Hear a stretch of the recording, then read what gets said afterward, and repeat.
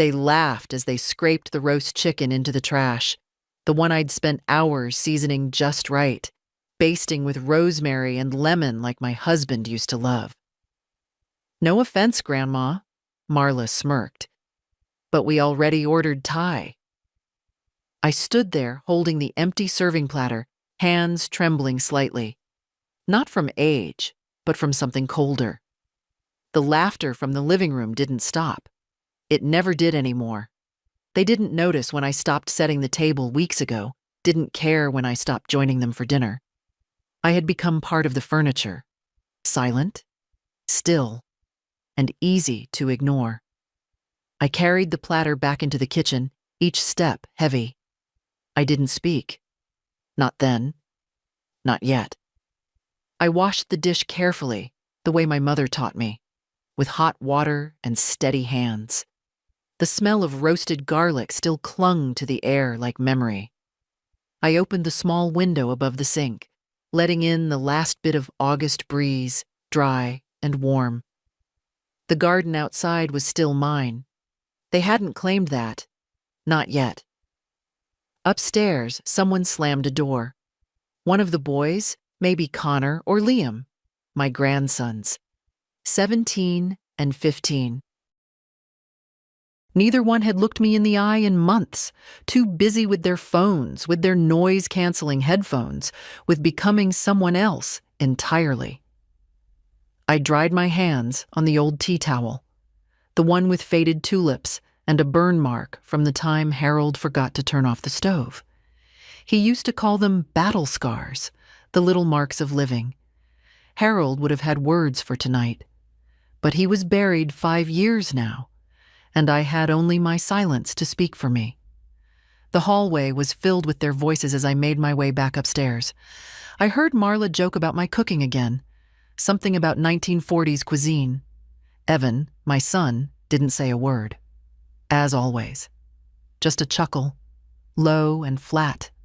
Not quite laughter. More like consent.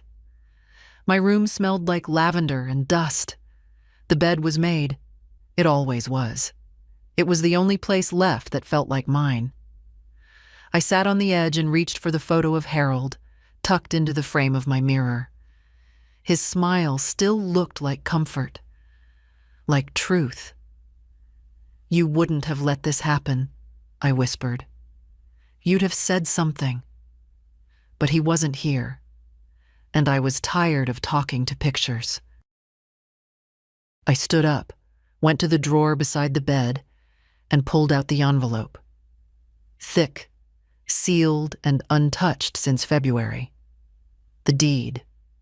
The one they had never asked about. The one I never offered. Tomorrow morning, before they're even awake, I'll go. They think they can treat me like a ghost. They've forgotten who this house really belongs to. I didn't sleep that night. Not from nerves. Those had long since burned out. But from something deeper. A stillness I hadn't felt in years. The kind that comes before a storm or after a final decision. I sat by the window, watching the porch light flicker and die. It had been doing that for weeks. Evan kept saying he'd fix it. He never did. At dawn, I dressed slowly. Gray slacks, a crisp blouse, the cardigan Harold liked on me. I ran a comb through my thinning hair, twisted it into a bun, and pinned it in place with the same care I used when I was 20. Today, I would not look invisible. The house was still quiet. No footsteps overhead, no clatter in the kitchen. I moved soundlessly through the hallway, my bag already packed with everything I needed, documents, IDs, the key ring they didn't know I still kept. I paused at the entrance to the dining room. The table was strewn with takeout containers, greasy bags, and half-empty cups. My platter was nowhere in sight. Maybe they'd tossed it too. I almost hoped they had. Let them be thorough in their disrespect. I left a note on the refrigerator.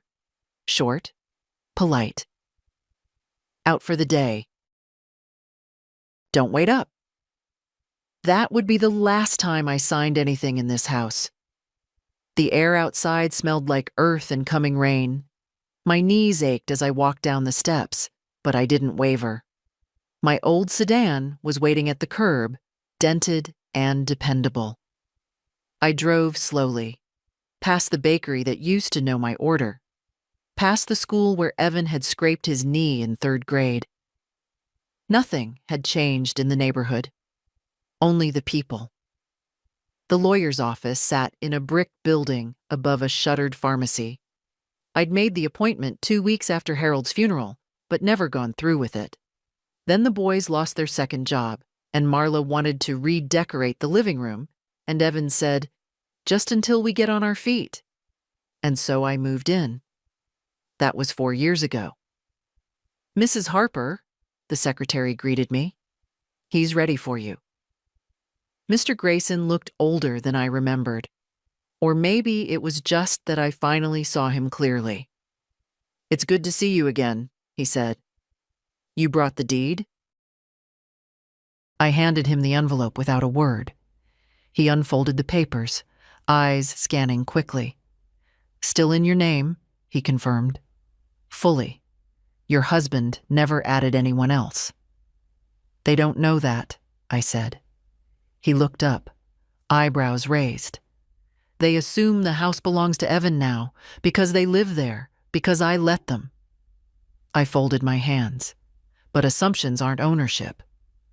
Mr. Grayson nodded slowly. "And you're ready to transfer it? Sell? Reclaim legal control?" "I'm ready," I said. "I want to draft a notice.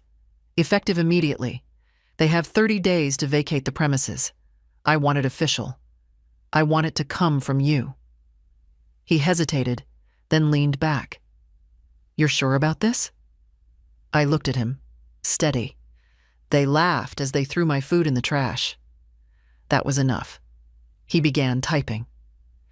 Afterward, I walked 2 blocks to the bank. I closed the joint account Evan had insisted on for convenience.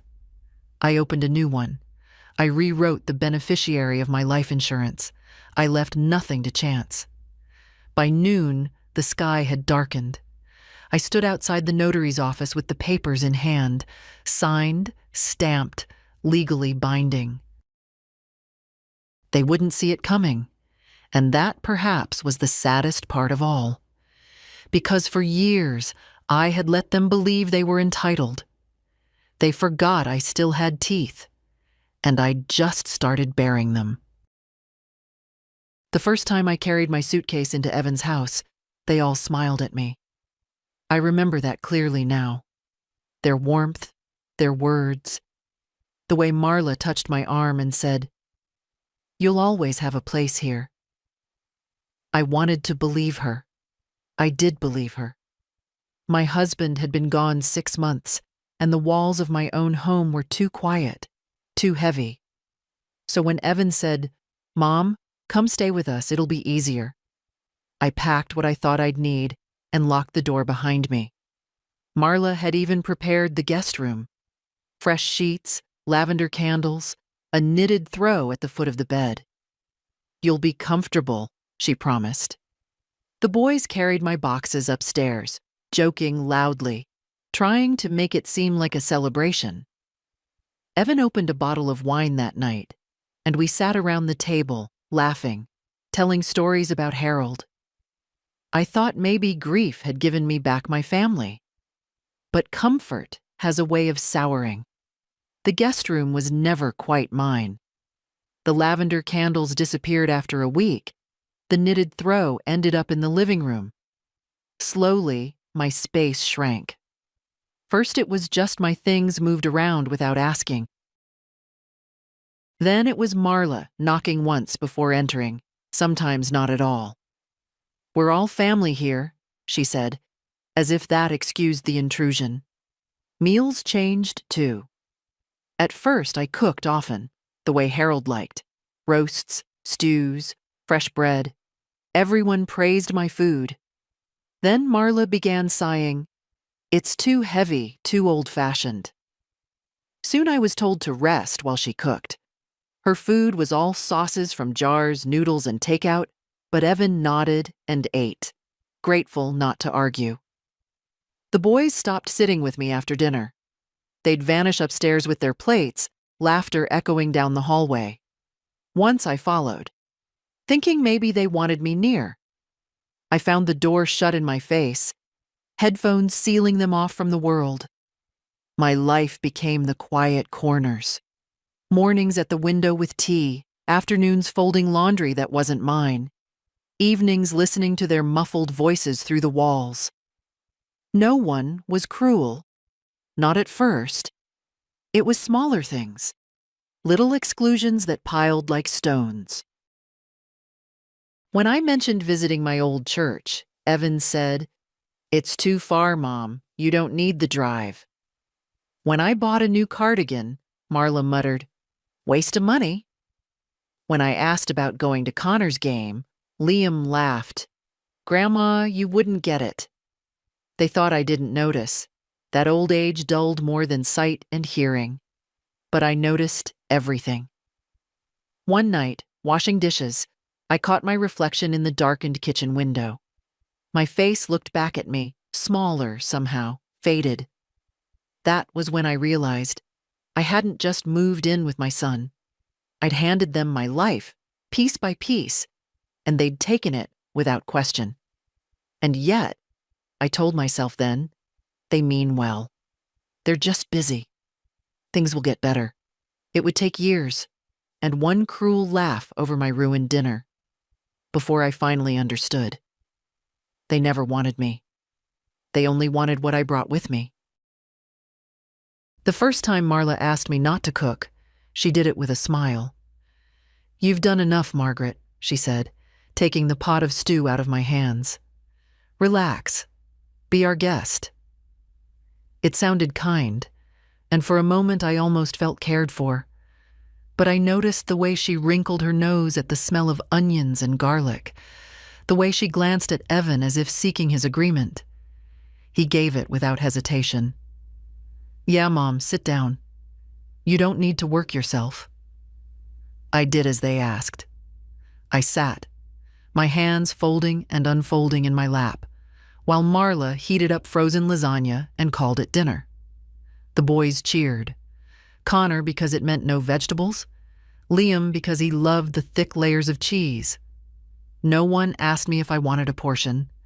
No one even noticed when I ate only a slice of bread. It started small, that was the point. At first it was meals, then it was laundry. "Don't worry about it, Margaret, I'll take care of it," Marla said once, pulling the basket from my hands. But she didn't take care of it, not really. She let it pile up until she had a free moment, and then scolded me gently for letting it sit. "You should have reminded me." Then came the living room. I used to sit there in the evenings, reading quietly while they watched television. One day, I came back from the kitchen to find my chair pushed into the corner, a pile of laundry baskets where I usually sat. "Oh, sorry, Mom," Evan said when he saw me hesitate. "It's just temporary."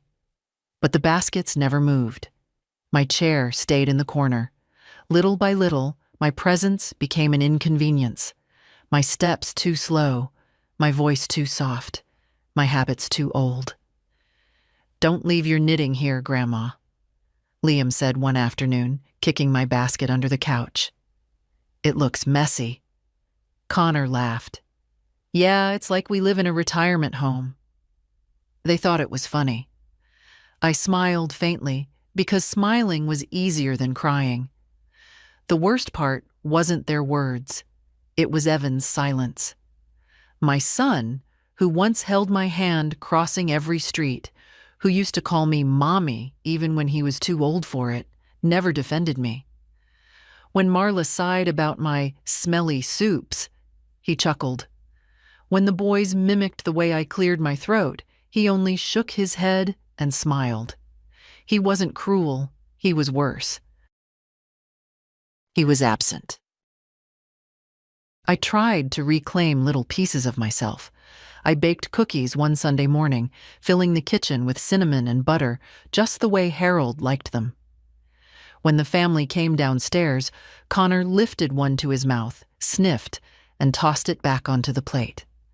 "Too hard," he said. Marla added, "Store-bought would have been fine, Margaret." And they laughed. I told myself it didn't matter, that I still had my room. But even there, the walls began to press in. Marla started storing boxes in my closet. Evan asked if they could move the treadmill into my corner. Liam sometimes sprawled across my bed, shoes on the quilt Harold's mother had made, while playing games on his phone. When I asked him to stop, he said, "Chill, Grandma, it's just a bed."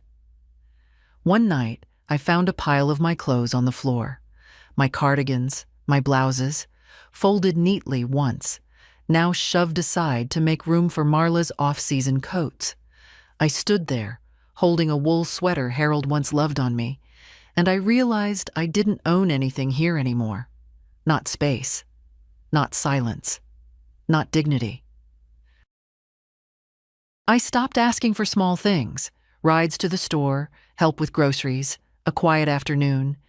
Every request was met with sighs, with rolled eyes, with "Not now, Margaret." So I swallowed the words. I became what they wanted, invisible. But invisibility has its price. When they forgot my birthday, I didn't remind them.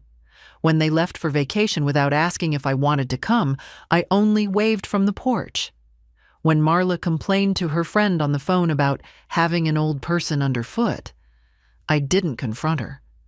I just sat by the window, knitting a scarf no one would wear, and let the words sink into me like stones.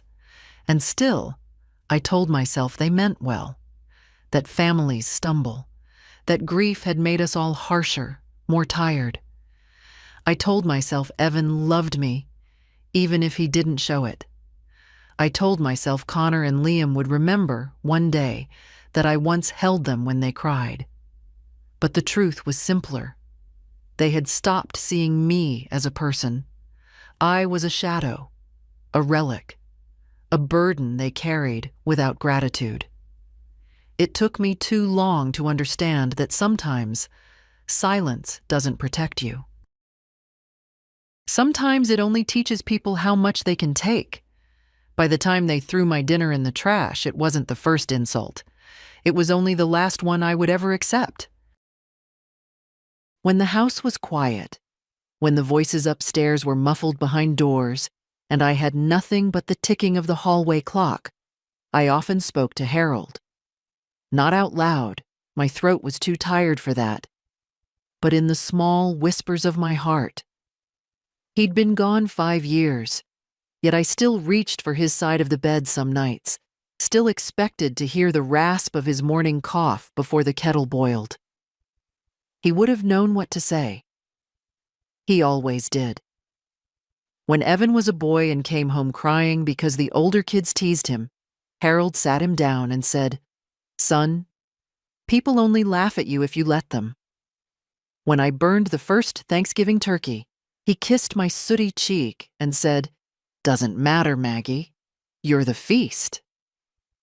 He had a way of making dignity feel natural, not something you had to defend. But without him, I had grown smaller.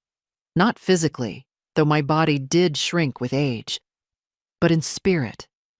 Each slight, each careless word pressed me down, made me quieter, until my silence became a habit, and then a prison. At night, I would sit with the old photo album, the one Marla kept threatening to digitize. She said it like a kindness, but I knew what she meant. Out of sight, out of mind. Those pages held everything. Evan's first day of school, with Harold crouching beside him, tying his shoes. My own mother, apron stained with flour, holding a cherry pie like it was a crown. The small house Harold and I bought with savings from his factory job and my sewing. That house was my kingdom once. I can still smell the lilacs Harold planted by the porch. Every nail hammered into its walls had been ours, every bill paid by sweat and sacrifice. When Harold died, everyone assumed I'd sell it. Too much upkeep for you alone, Evan had said. But I didn't. Not right away. I kept it, dusted it, talked to the walls like they were listening, until the loneliness became louder than the silence, and Evan's offer, "Move in, Mom, we'll take care of you," sounded like salvation. I remember the day I handed him the keys. He didn't look surprised, just relieved. "You won't regret this," he said. But regret was already budding inside me. Because I knew what he didn't. The deed was still in my name. The house never left me. I had tucked the papers away in an envelope, hidden deep in a drawer. Insurance, I thought then. A lifeline, if I ever needed one. Now, sitting in the room Marla called the guest room, I realized Harold's voice was the only one I trusted anymore. "Don't let them take what's yours, Maggie," he would have said. "Not the house, not your pride." I touched the quilt his mother had sewn, still stretched across my bed, though the corners sagged. Each stitch was a prayer, each square a memory of steadier hands. I thought of how Marla's coats now crowded my closet, how Connor's sneakers sometimes landed on this very quilt, and how none of them seemed to notice the insult. It was in those moments I understood something sharp. Love without respect is only dependency. They didn't love me. They needed me, or rather, what I carried. My pension, my patience, my silence. But silence has an end. I folded the quilt carefully, smoothing the creases as though preparing it for travel. My fingers brushed over Harold's face in the framed photo on the nightstand. "I've been patient long enough," I murmured, in the kind of voice that carries more weight than shouting. For years, I had begged quietly for scraps of kindness. A thank you, a hug, a seat at the table. And when those things never came, I convinced myself they might tomorrow. But Harold's eyes in that photograph told me the truth I had been avoiding. Tomorrow never comes for those who don't claim it. That night, I did not pray for patience. I prayed for strength. Strength to remind them who I am. Strength to stop being their afterthought. Strength to carry Harold's lesson. One last time. People only laugh at you if you let them. I had let them long enough. The papers in the envelope weren't just documents anymore. They were my voice, sharpened after years of being ignored. They were my way of standing tall, even if my back bent with age. And when I closed my eyes that night, I could almost hear Harold chuckle low and sure, as if he were sitting beside me. "That's my Maggie," he said in my mind. And for the first time in years, I believed him. It happened on a Tuesday evening, though the day itself hardly mattered. I was standing at the sink, rinsing the teacup I'd used all afternoon, when Marla's voice floated in from the hallway. Sharp, hushed, meant for Evan, but carried just enough that I could hear. I swear, she makes the whole place smell like mothballs. Even the boys noticed. There was a pause, then a sigh I knew too well. Evan's sigh, resigned, unwilling to contradict his wife. "She's old, Marla. What do you expect?" The words weren't cruel. That was what made them worse. Cruelty, at least, shows fire. But indifference? That's ice. I kept my hands under the running water a few seconds longer than I should have, scalding hot. The pain kept me steady. I dried the cup, set it on the rack, and walked to my room without a sound. Inside, I sat on the edge of the bed, staring at the quilt folded neatly at the foot. My mind was blank at first, then filled with 1,000 small humiliations. Marla wrinkling her nose when I opened a jar of pickles. Connor waving air dramatically after I wore my rose perfume. Liam muttering to his friend, Don't come over. It smells like Grandma's house here. Each time, I told myself it didn't matter, that I'd lived too long to care about such small things. But hearing it tonight, plain and unvarnished, confirmed what I had known all along. I wasn't a guest in this house. I was an intrusion. Later, when I came down for a glass of water, Marla was in the kitchen rearranging the pantry. My tea tins had been pushed to the back, behind boxes of instant noodles and bags of chips. "Oh, Margaret," she said without looking at me. "I moved some things around. Easier for us if the everyday stuff is in front." I nodded. What was there to say? I slid the kettle closer to the stove, but she reached past me and shifted it back. "Let's keep the counters clear, all right?" Her smile was polite, practiced, the kind you give to a stranger you don't plan to see again. That night, lying awake, I thought of Harold again. He used to love the way our house smelled. Onions frying, laundry soap on the line, the faint lavender I tucked into dresser drawers. "Smells like home," he'd say, leaning back in his chair. And here I was now, being told that my very existence smelled wrong. I didn't cry. Not anymore. The tears had dried out of me years ago.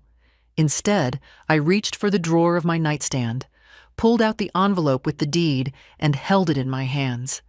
The paper was cool, thick, reassuring. They thought I was powerless. They thought age had dulled me, made me forgetful, made me weak. But weakness isn't forgetting who you are. Weakness is letting others convince you that you don't matter. I mattered.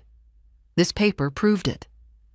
As the house settled into silence around me, I placed the envelope back in the drawer, smoothed the quilt, and lay down. Tomorrow, I thought. Tomorrow I would take another step. They laughed at the idea of me. They dismissed me as a smell, a shadow. But shadows, when they rise, can block out the sun. The grocery store had always been my territory. I knew its aisles like old friends, where the best apples were stacked, where the butcher cut meat just the way Harold liked, where flour was cheapest if you reached for the bottom shelf. For years, shopping was my way of caring. Feeding my family was never just about food. It was about presence, about saying without words, "I am here for you."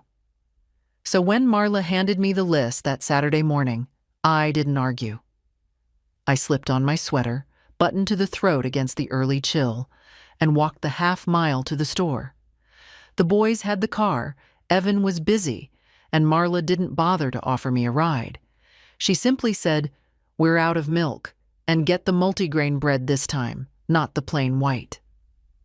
I filled the cart slowly, choosing carefully, as I always did. Fresh carrots with the green tops still on, a cut of beef with marbling that promised tenderness, the exact tea bags Evan preferred when he was a boy. My back ached by the time I reached the checkout, but I didn't mind. Providing felt like purpose, even if no one thanked me anymore. When I returned, arms heavy with bags, I found them in the kitchen. Marla leaned against the counter, scrolling her phone. Connor and Liam were perched on stools, eating potato chips straight from the bag. They looked up briefly when I came in. "Oh, good," Marla said, barely glancing. "Did you get the bread I asked for?" "Yes," I answered, setting it on the counter. She picked it up, frowned, and shook her head. "This is the wrong brand. I said the seeded multigrain, Margaret. This one's too soft. The boys don't like it." Connor snorted. "Yeah, Grandma, this is like school cafeteria bread." I looked at the loaf, the one I'd chosen, because it reminded me of the kind Harold used to butter thick on Sunday mornings. Words gathered in my throat, then dissolved. I said nothing. Marla sighed, tossing it aside. I'll pick up the right one later.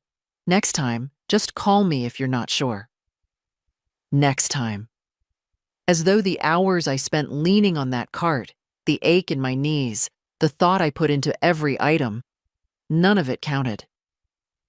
I unpacked the rest of the groceries in silence. No one offered to help. The boys went back to their chips, Marla to her phone. That evening, as I boiled potatoes and browned the beef for stew, Connor wandered in. He lifted the lid, wrinkled his nose. It smells old. Old? I repeated. Like, grandma food. He laughed, shouted for Liam, who came running to sniff. Both of them doubled over with amusement. Marla appeared in the doorway, her arms folded. Boys, that's enough. But she was smiling too, trying to hide it. Evan wasn't home yet, but I knew what he'd do. Shake his head, chuckle softly, say nothing. Always nothing. I stirred the stew, the spoon heavy in my hand. For a moment, I imagined slamming it down, imagined raising my voice until they all froze. But instead, I ladled broth into a bowl, tasted it carefully, and said, "It needs more salt." Later, when we sat at the table, Marla slid the serving dish aside and placed a stack of takeout containers in the center. "Thai food tonight," she announced brightly, "just in case." They dug in, laughing, trading bites, while my stew cooled, untouched. I ate alone, spooning it into a small bowl and carrying it upstairs. In my room, I set the bowl on the nightstand beside Harold's picture. The broth had gone tepid, the potatoes sinking to the bottom. Still, I lifted the spoon and ate, slowly, quietly. Each bite tasted of surrender, but not forever. As I swallowed, I thought of the envelope in my drawer, the paper waiting patiently like a loaded weapon. They didn't know. They didn't even imagine. One day soon, I told myself, I would not bring groceries through this door. I would not be measured by the softness of bread or the scent of stew. One day soon, they would discover what it felt like to come home and find the locks no longer fit their keys. And when that day came, I would sit right here in this same chair, eating a meal I cooked for myself, seasoned not with salt, but with freedom. The first time they forgot to call me down for dinner, I thought it was an accident. I heard their voices, the scrape of chairs, the clatter of forks against plates. But no one came to my door. I waited a few minutes, then longer. Finally, I walked quietly down the stairs, telling myself perhaps they were distracted. Perhaps Evan assumed Marla had told me. Families forget. It happens. But when I reached the dining room, the truth was plain. They were all there. Evan at the head of the table, Marla beside him, Connor and Liam already halfway through their plates. Boxes of takeout littered the table. Steam rose from cartons of fried rice, noodles glistening with sauce. No place had been set for me. "Grandma," Connor said around a mouthful, "we didn't think you'd want this. Too spicy for you." Marla dabbed her lips with a napkin. "We were going to save you a portion, Margaret. There's soup in the fridge." Soup in the fridge. Not at the table, not with them. Evan kept his eyes on his plate, chewing slowly. He didn't look up, didn't say a word. I turned, went to the kitchen, and pulled out the soup. One of those cans with a ring-pull lid, the kind I never would have bought for myself. I warmed it on the stove while their laughter drifted in from the dining room. When it was hot enough, I carried the bowl back upstairs. The sounds of their meal followed me. Chopsticks tapping, soda cans hissing open, the boys shouting over some joke I wasn't meant to hear. In my room, I sat on the bed with the soup cooling in my lap. Thin broth, overcooked noodles, not a hint of care in it, I thought of the dinners I used to make, roasts slow cooked until the meat fell apart, bread risen and baked golden, pies cooling on the windowsill. Those meals brought people together. These cartons only filled their stomachs. I ate in silence, each spoonful heavy with the weight of being forgotten. It didn't stop there. The next week they did it again.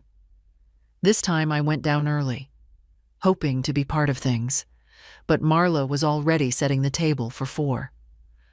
"Oh, Margaret," she said quickly, "I wasn't sure if you'd be hungry. We ordered Chinese again." Her smile was thin, apologetic. But she didn't add a 5th plate. She didn't ask me to sit. I went back upstairs. By the 3rd time, I understood. This was no accident. It was easier for them without me. 1 less plate, 1 less chair, 1 less voice. They didn't say it out loud, but they didn't need to. Every unopened invitation, every closed door, every takeout box without my name on it spoke clearly enough. That night, I carried a plate of crackers and cheese to my room and ate by the window, looking out at the streetlights flickering to life. Mrs. Jensen across the road was sitting with her daughter and grandchildren on the porch, laughing, passing a bowl back and forth. I watched until the sky went dark, my plate empty in my lap. I told myself it didn't matter, that I was used to eating alone, that food fills the body whether it's shared or not. But deep inside, I knew what had been taken from me. Not the meal, the belonging. When I washed my dish and set it back in the cupboard, I glanced toward the drawer where the envelope waited. There was no anger in me, not yet. Only the quiet certainty that my place in this house had been erased long before they stopped setting a plate. But the house still knew my name. The papers proved it. And one day soon, so would they. I tried once more to speak to Evan. It was late, the house already dim, the boys upstairs with their headphones clamped over their ears, Marla tapping on her phone in the living room. I found him in the garage, bent over a stack of bills at the workbench. The light above buzzed faintly, casting shadows on his face. For a moment, he looked so much like Harold, same furrow between the brows when numbers didn't add up, that I almost softened. "Evan," I began, my voice low but steady. "We need to talk." He glanced up, startled, then forced a smile that didn't reach his eyes. "Hey, Mom, everything okay?" No, everything was not okay, but I nodded anyway. Old habits. Then I tried again. "I feel like I don't belong here anymore. Meals, conversations, even birthdays." My voice faltered. "I don't know what I've done to make you keep me at a distance." He rubbed the back of his neck, avoiding my gaze. "Mom, it's not like that. You're overthinking." "Am I?" I asked. My hands trembled, but not from weakness, from restraint. "You sit at the table with your family, and I eat soup upstairs. You let Marla dismiss me with a smile. You let the boys mock me. And you never, never step in." Evan sighed, long and weary, as though I were the one burdening him. "It's just complicated. Marla's under stress. The boys are teenagers, you know how they are. I'm caught in the middle. I don't want more conflict." "Conflict?" The word scraped my throat. "Since when is asking to be treated like a person a conflict?" He shifted uncomfortably. "You have to understand, Mom. Things are different now. You live with us, but it's our household. Marla has her way of doing things, and I need to support her. That's marriage." "And what about me?" My voice cracked, but I forced it back down. "Am I no one to you?" Finally, he looked at me, his eyes, so much like Harold's, yet empty in a way Harold's never were, met mine. "You're my mother. Of course you are. But maybe—" He trailed off, then cleared his throat. "Maybe you should ease back. Let us run things. Don't take it so personally. Ease back. The words landed like stones, as though I had been pushing too hard simply by existing, by cooking a stew, by wanting a chair at the table. I straightened my shoulders. I gave up my home for you, Evan. I trusted you. He winced, as if the reminder pained him. Mom, you did the right thing. That house was too much for you. This is better, isn't it? Better. Alone in a room that smelled of lavender and dust, while laughter rose from downstairs. I didn't argue. What was the point? He had made his choice. Peace with Marla over dignity for me. So I left him there, surrounded by his bills, his silence, his sighs. I climbed the stairs slowly, each step echoing louder in my ears than it should have. In my room, I closed the door carefully, sat on the edge of the bed, and breathed. I had tried. I had asked for nothing but recognition, and even that was too much. The next morning, Marla avoided my eyes. Evan left early. The boys brushed past me without a word. Life went on, as though our conversation had been erased overnight. But it had not been erased for me. It was carved into me. That evening, when I made myself tea, I opened the drawer and touched the envelope again. The paper inside was cool, solid, mine. I pressed it to my chest, listening to the steady beat of my heart. Evan thought I had nothing left, that I was cornered, dependent, grateful for scraps. He thought wrong. If I was invisible to them, then I could move unseen, quietly, deliberately. They would not hear me shout, nor see me beg. They would only feel the floor shift beneath their feet when it was too late to stop it. That night, I slept soundly for the first time in months.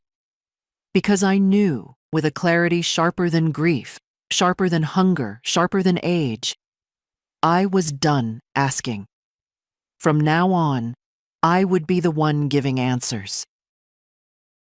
I woke before dawn, as I often did, the house still wrapped in silence. I moved slowly, letting the boards creak under my feet just enough to remind myself this place was still mine. The kitchen was dim, the clock above the stove ticking steadily, the sound of a house pretending it belonged to someone else. That morning, I decided to try one last gesture. Not for them, not really. For myself. A reminder that I still had something to give, even if they no longer wanted it. I pulled out the recipe Harold had loved best, roasted chicken with rosemary and lemon. It wasn't written down anywhere. I carried it in my bones. I peeled the potatoes the way my mother taught me, thin enough not to waste, thick enough to hold their shape. The smell of garlic filled the air, warm and sharp, a memory of Sunday dinners when laughter had been real, when Evan used to lick the spoon before I swatted his hand. By mid-afternoon, the house smelled like home. My kind of home, not theirs. I set the table myself, laid out the good plates Marla kept tucked away for special occasions. I ironed a tablecloth from the back of the closet, the one with faint wine stains that told stories of old Christmases. For the first time in years, the dining room looked ready for family. When they came in, the boys from school, Marla from errands, Evan from work, they stopped short in the doorway. "What's all this?" Evan asked, his voice uncertain. "Dinner," I said simply, wiping my hands on a towel. "A proper one. Sit down." Connor sniffed the air. "Smells heavy." Marla smiled tightly. "Margaret, you didn't have to." "I wanted to," I interrupted. My voice was calm, steady. "Now sit, while it's hot." Reluctantly, they did. I carved the chicken, passing slices with potatoes and carrots, pouring gravy that shimmered in the light. For a moment, just a moment, it felt almost right. Evan tasted a bite, chewed slowly, then gave me a small nod. "It's good, Mom." But Marla only picked at her plate, and the boys pushed food around with their forks. The silence stretched thin, every clink of cutlery sharp against it. Finally, Connor broke it. "Do we have to eat this? We already ordered Thai?" Marla laughed softly, trying to smooth it over. "The boys aren't used to this kind of meal, Margaret. It's different for them." I watched as Liam slid his plate away, muttering, "Nobody eats like this anymore." And then, the sound I had dreaded. The scrape of chairs, the shuffle of plates lifted, carried not to the sink, but to the trash. Connor dropped the first piece of chicken into the bin with a careless flick. Liam followed, giggling. Marla sighed, almost theatrically, as if to say, "You see how hard it is for me, too." The smell of rosemary and lemon lingered in the air as my food hit the garbage. The dinner I had poured my love into, reduced to scraps among coffee grounds and wrappers. I stood there, dish towel in my hand, watching. Not a word left my lips. Evan caught my eye then. For a second, I thought he might stop them. But he only rubbed his temples, weary, and said nothing. Always nothing. Laughter rose from the boys as they pulled cartons of noodles from the bag Marla had set on the counter. She joined them, chopsticks clicking, her voice light and cheerful. I washed my hands in the sink, the water running hot, steady, almost scalding. My reflection in the window stared back at me, pale but unbroken. That night, upstairs in my room, I sat on the bed with Harold's photograph in my hands.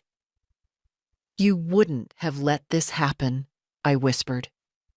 But even as I said it, I knew he didn't need to, because he had left me the strength to do it myself.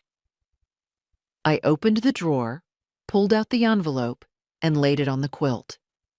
The paper inside held no warmth, but it held something stronger: authority. They thought they had thrown away my dinner. They didn't know they had just thrown away their home. And soon enough, I would remind them whose name was written in ink on those walls. I didn't storm out of the house that night. I didn't slam doors or raise my voice. No. Silence was sharper. They were laughing downstairs, the scrape of takeout cartons and soda fizzing, while I folded the envelope into my handbag with steady hands. I had already decided. The next morning I left before sunrise. The street was quiet, mist clinging low over the lawns. My shoes tapped the pavement, my knees aching, but I didn't slow. The lawyer's office opened at 8. I was there at 7:30, sitting on the bench outside, the deed pressed against my palm like a heartbeat. Mr. Grayson looked surprised to see me so early. "Mrs. Harper," he said, ushering me inside. "Have you thought more about what we discussed?" "I don't need to think," I told him. My voice didn't shake. "I need papers drawn up, a formal eviction notice, 30 days, no loopholes." He studied me for a moment, then nodded.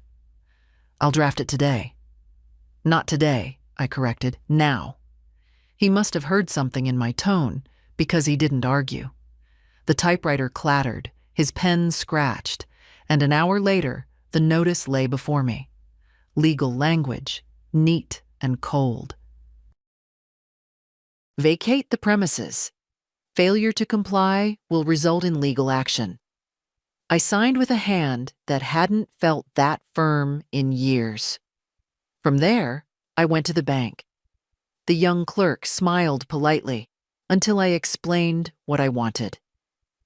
"I'd like to remove my son's name from my accounts, effective immediately, and I want new checks issued in my name only."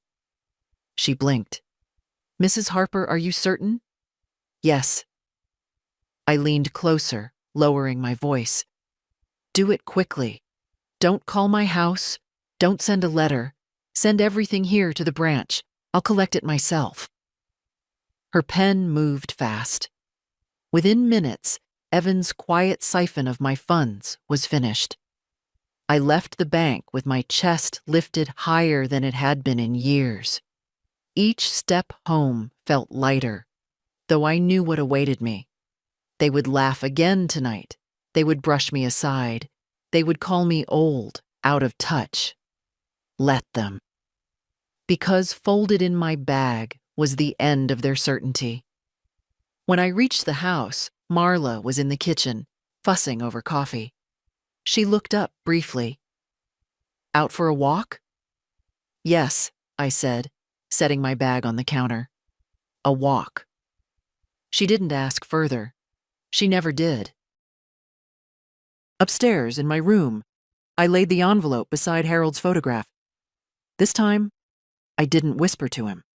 I didn't need to. His eyes in that picture seemed to know. It wasn't anger that filled me. Not anymore. It was clarity. Sharp as glass.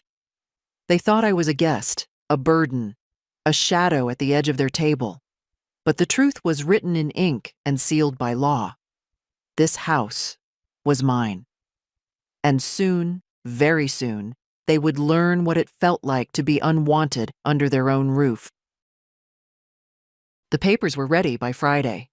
Mr. Grayson slid the folder across his desk with a kind of solemnity, as if he understood more than he said. The eviction notice sat on top, crisp, official, carrying the weight of every silence I'd swallowed in that house. 30 days, clear, final, undeniable. "You don't have to serve it yourself," he said gently. "I can send a courier." I shook my head. "No, they'll hear it from me, my voice, not a stranger's." So I carried the folder home, tucked against my chest like a shield. The sun was low by the time I reached the street, the sky bruised with evening. Their cars were in the driveway, Marla's SUV, Evan's dented sedan, Connor's beat-up hatchback. The house looked warm from the outside. Lights glowing, curtains drawn, the sound of television laughter spilling faintly into the yard. To anyone passing by, it might have looked like a family. Inside, the smell of pizza hung in the air. Boxes littered the counter, soda cans half empty. Connor and Liam sprawled in the living room, controllers in hand, eyes glued to the screen. Marla sat with her phone, scrolling, while Evan leaned back, pretending at relaxation but looking worn. None of them noticed me at first. I stood there, papers in hand, a ghost in plain sight. Finally, Marla looked up. "Oh, Margaret. You're back early. We didn't think you'd want pizza. Too greasy for you." Connor smirked. "Yeah, Grandma's probably upstairs with her soup." Their laughter echoed. Familiar, expected. I didn't respond. I walked into the center of the room and set the folder on the coffee table, right between the soda cans and the controllers. My hands didn't tremble. "What's this?" Evan asked, frowning as he reached for it. "Read it," I said. He opened the folder, scanned the first page. His face drained of color. "Mom, what is this supposed to mean?" Marla leaned over his shoulder. Her eyes widened, then narrowed. "An eviction notice? You can't be serious." "Oh, I'm serious." My voice was quiet, but the words carried. "This is my house, my deed, my name on every brick and nail. I let you live here. I let you pretend it was yours. That ends now." The boys paused their game, staring. Connor laughed nervously. "Is this a joke?" "No." I looked at him evenly. "It's the opposite of a joke. It's the truth." Evan pushed the papers back at me, his hands shaking. "Mom, you can't do this. We're your family." "I am well aware," I said. "And for years, I believed that meant I owed you everything. I gave you food, money, my time, my silence. You repaid me with mockery, with exclusion, with indifference. You've made me invisible in my own home. But invisible doesn't mean powerless. Marla's voice sharpened. This is ridiculous. Where would we even go? Do you want your grandsons out on the street?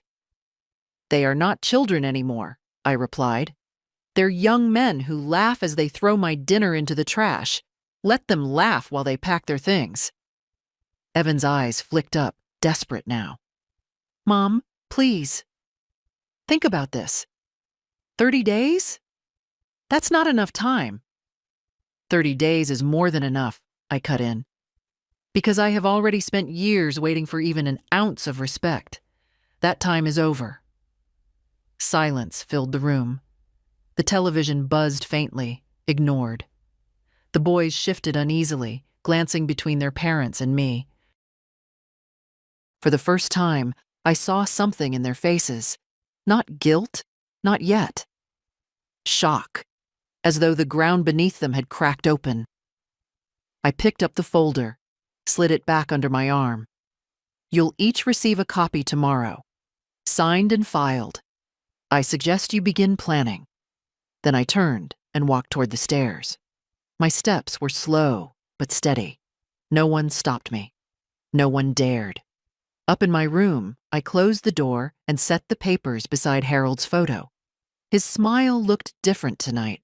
Approving, proud. Downstairs, voices rose, sharp, frantic, overlapping. I didn't listen. I poured myself tea, let the steam curl into the air, and sat quietly with the weight of decision settling into me. For the first time in years, the house was mine again. Not because they were gone, yet, but because I had spoken, finally, in a voice they could not ignore. 30 days. A month. Enough time for them to learn what it means when the person you thought powerless decides she will no longer bow her head. They didn't speak to me the next morning. Not a word. The boys left early, slamming the door as if to remind me I was unwelcome. Marla clattered around the kitchen louder than necessary, her silence a performance, each cabinet door shut with a little more force than the last. Evan lingered by the coffee pot, staring into his mug, then left without so much as a glance in my direction. I ate breakfast alone at the table. My breakfast, not theirs. Toast from bread I had chosen, butter spread carefully, tea brewed just the way Harold liked it.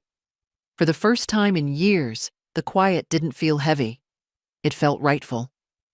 By afternoon, Evan knocked on my door. His face was pale, drawn, the lines deeper than usual. Mom, he began softly, we need to talk. I closed the book I had been reading and looked up. Yes. He stepped inside, closed the door behind him. About last night. You blindsided us. Did I? I asked. My voice was calm. Or did you blindside me when you let your family treat me like a nuisance? When you laughed as they mocked me? When you let them eat while I sat upstairs alone? His shoulders slumped. It's not that simple. It is exactly that simple, I said. Respect is never complicated. He rubbed his face, exhaled hard. Marla's furious. She says this isn't fair, that you're punishing her and the boys. They don't deserve. They deserve, I interrupted sharply, to face the consequences of cruelty. They threw my food in the trash, Evan. Food I made with care. And you laughed with them. Tell me, what did I deserve in that moment? He had no answer. His silence was louder than words. I leaned forward, my voice low but firm. This house was built by me and your father. Every brick, every bill, every year of sacrifice, it came from us. You live here because I allowed it. And you forgot that. You let them all forget that. For a moment I thought I saw shame flicker in his eyes, but it passed too quickly. He shook his head. So what now? You really want us gone in 30 days? Your own son? Your grandsons? I felt my chest tighten. but I did not bend. Yes, because my own son forgot what it means to be family. You think being my child gives you a right to take and take without giving back. You are wrong. He opened his mouth, then closed it again. He looked suddenly small, like the boy I once held on his first day of school, terrified of the world. But the boy was gone. This was a man who had chosen silence over loyalty, comfort over courage. When he left, the door shut softly. Not a slam. Not yet. That evening, I heard their voices downstairs, low, urgent, angry. Marla's sharper than usual, Connor's raised in protest, Liam's muttered complaints. Evan said little, as always. I sat upstairs with my tea, listening not to the words but to the sound of their panic. It was strange. For years, I had been the one silenced, the one excluded from their meals, their laughter, their plans. And now, with one signed paper, the roles had shifted. They whispered about me, argued about me, planned around me. I was no longer invisible. Later, when the house grew still, I stood by the window and looked out at the street. The lilac bush Harold had planted years ago still bloomed near the fence, stubborn and fragrant. The sight of it steadied me. This was my home, my garden, my life, and I had reclaimed it. They would pack boxes. They would argue and bargain and blame. But the walls would remain, and they would remember. Respect is never given freely. It is claimed, held, defended. And in 30 days' time, I would sit at this window, alone again but unbowed, and know that I had done what Harold would have wanted. I had stood tall. For once, it was their turn to feel small. The days that followed were a storm of whispers and slammed doors. I did not need to eavesdrop to hear the panic running through the house. Marla's voice carried sharpest, slicing through walls and ceilings. How can she do this, after everything we've done for her? Everything. As if letting me sit upstairs with a bowl of canned soup was a gift. As if silence and mockery were kindness. Connor and Liam stomped about the house with the graceless anger of youth, muttering about unfairness, about crazy old ladies. I heard Liam one evening on the phone with a friend. "Yeah, we're getting kicked out of our own house. My grandma's nuts." He said it like a joke, but his voice cracked at the edges. Evan moved quieter than all of them. His steps on the stairs were slow, his sighs longer, his words few. He avoided my eyes when we crossed in the hall, as though shame weighed heavier than anger. For that, I almost pitied him. Almost. On the 4th day, Marla cornered me in the kitchen. She blocked the doorway, arms crossed, face tight with fury that no smile could disguise. "Margaret, this has gone far enough," she snapped. "You can't just toss us out. We have nowhere to go. The boys need stability." I spread jam on my toast, calm, deliberate. "They'll find it elsewhere." She let out a bitter laugh. "You're punishing them because you feel, what? Left out? Unappreciated? That's life. Families are messy. You don't get to bulldoze us because you didn't like a few dinners." I set down the knife, looked her squarely in the eye. "You call it a few dinners. I call it years of being treated as furniture, a nuisance, a smell, a shadow in my own home. This house is mine, Marla. You were a guest. You forgot that." Her mouth opened, closed. For once, she had no ready retort. She spun on her heel, muttering about lawyers, about rights. But I knew better. Mr. Grayson had assured me, airtight papers, every line signed, stamped, filed. Their arguments were smoke against stone. That evening, Evan finally knocked.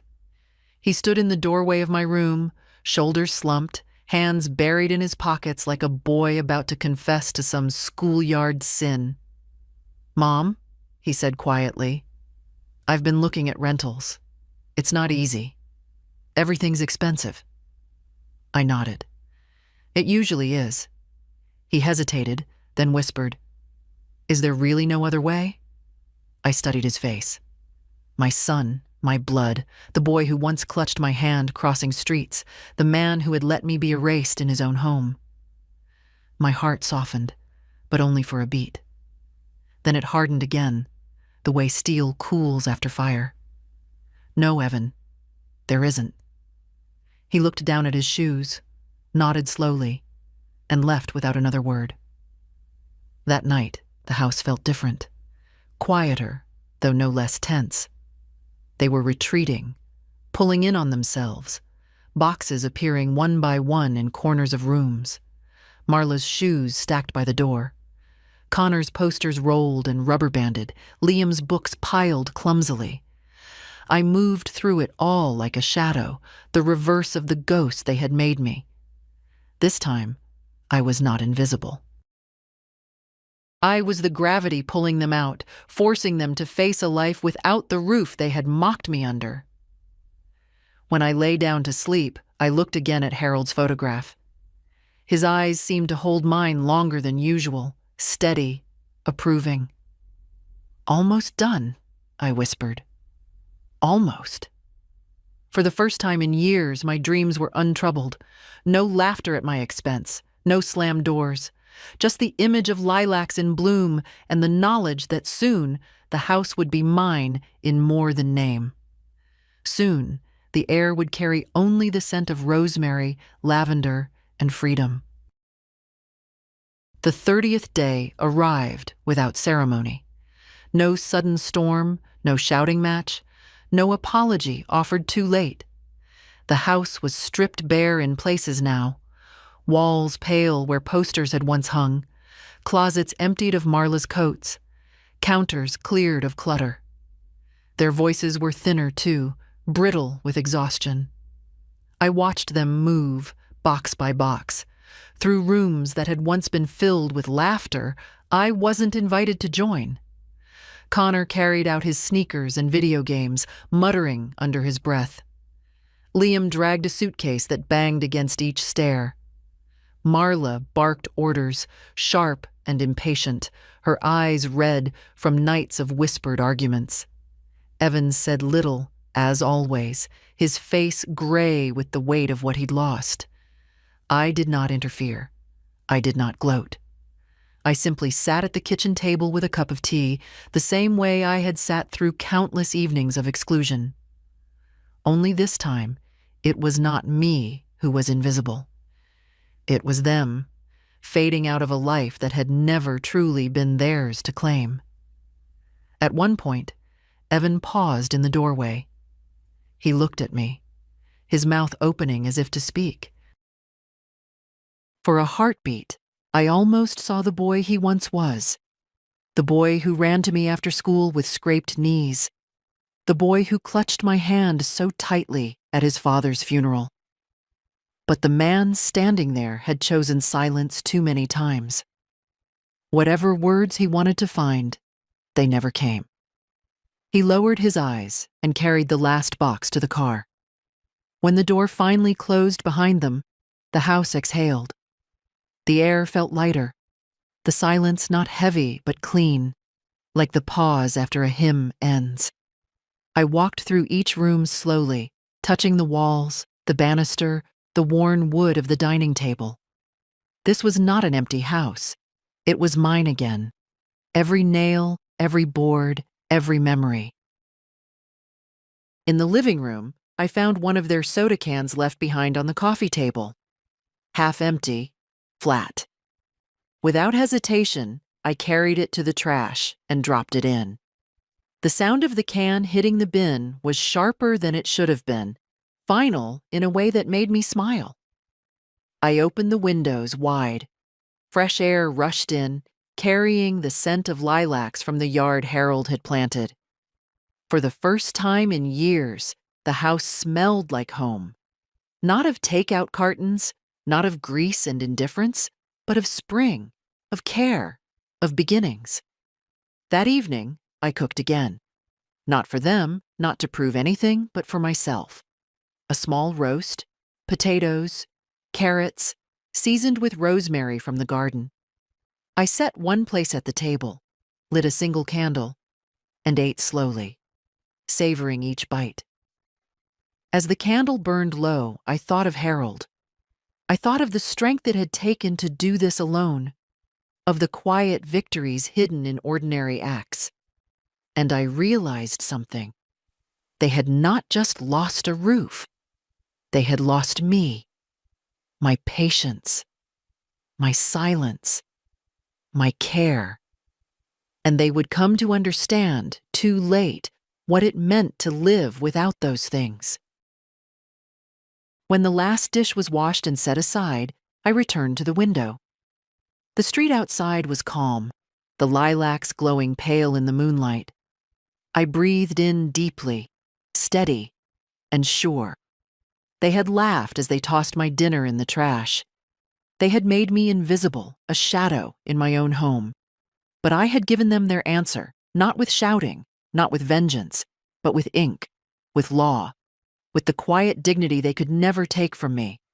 And now, the house was mine again, not just in name, in spirit, in truth.